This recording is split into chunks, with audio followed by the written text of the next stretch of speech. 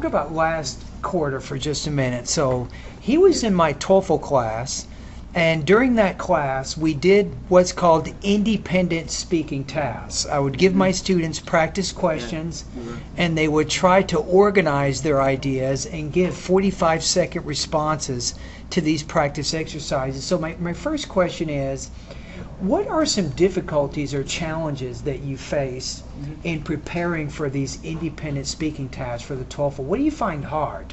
What is hard about what we did? Actually, there are a lot of hard stuff, or another many difficult stuff, impossible to understand, because it's another language, and English is not my language. My first language, of course, is Arabic.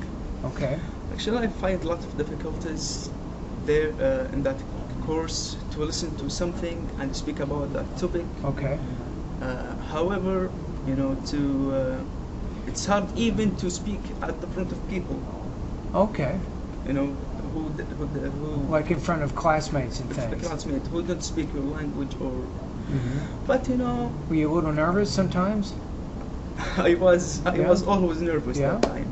Okay. But little by little, week by week, if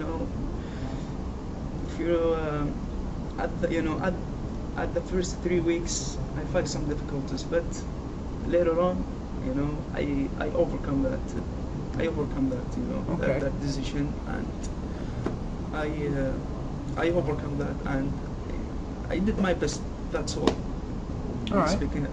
And I hope now to take TOEFL iBT writing and speaking. Okay. It's very useful to improve my listening and speaking, to improve my writing and speaking. As you told me, Michael, it's writing and speaking TOEFL iBT. To listen to something and speak and write about it's very useful. Maybe I'm gonna change that class, which is TOEFL iBT, listening and speaking, to writing and speaking. Okay. And what Musharaf is talking about right now is, during the TOEFL iBT speaking section, you do have what's called integrated writing tasks, and they're also called integrated speaking tasks. And these integrated tasks, you have to actually read something, and then you have to listen to something, and then you'll have to actually speak about it or write about it. That's right.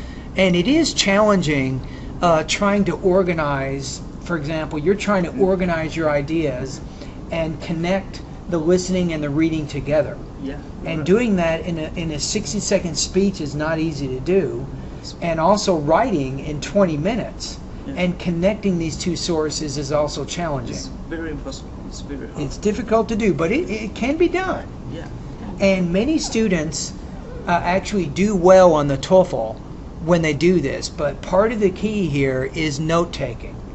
If you want to do well, Musharaf, if you want to do well on the integrated speaking and writing tasks, you have to be very, very good with note-taking. Now, be careful about note-taking, though. Here's a difficulty. Yeah. I'm sorry, I have a question. What do you mean by note-taking? Yeah, note-taking. Good question. What I mean is, as you read the passage, you need to identify the main idea or the thesis.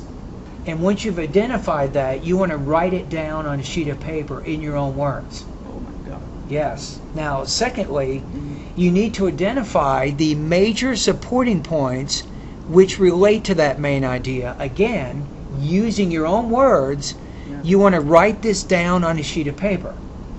Now, the thing is when you're doing a speaking task and you're doing an integrated speaking task, the TOEFL allows you maybe 20 or 30 seconds of preparation. That's why your note-taking is important. You have to actually use your notes to help answer the question.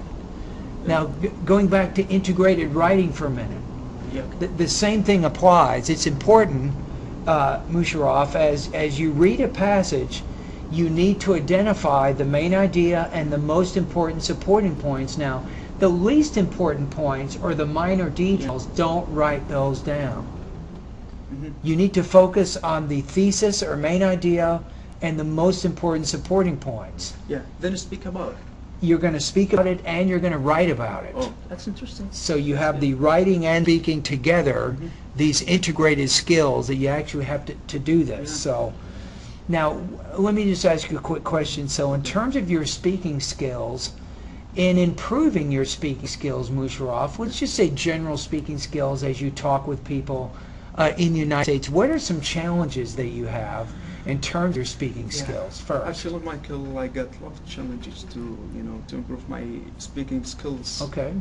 I got to, I got to talk with native speakers, even American or any, or any people who speak English, as first language. Mm-hmm. I talk to them, but to them, I listen, here I say, to improve your speaking skills, you have to listen more. Okay. I have been listening, so much to American movies, music, radio. Good idea there. Yeah. Good idea. When you listen to something, Mm-hmm. and you can, you have the opportunity to speak with people.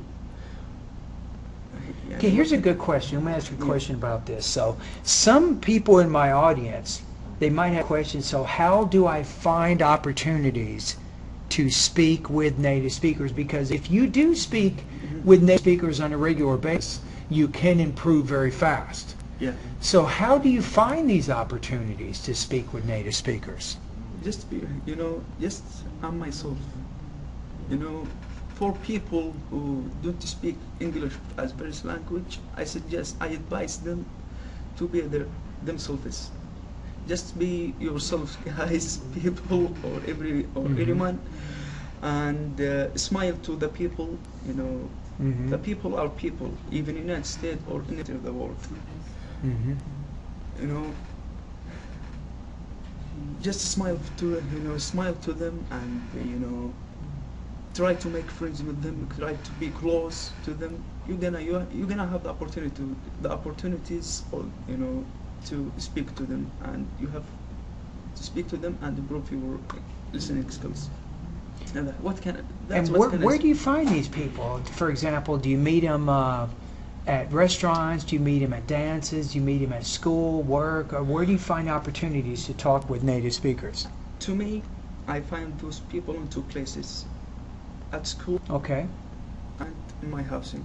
Since okay. I was in Michigan in my first school, I was left in the housing on the campus for that school. Okay. And even now, I'm living in the campus at Cal State University, and I had the opportunity to speak to them, hang out.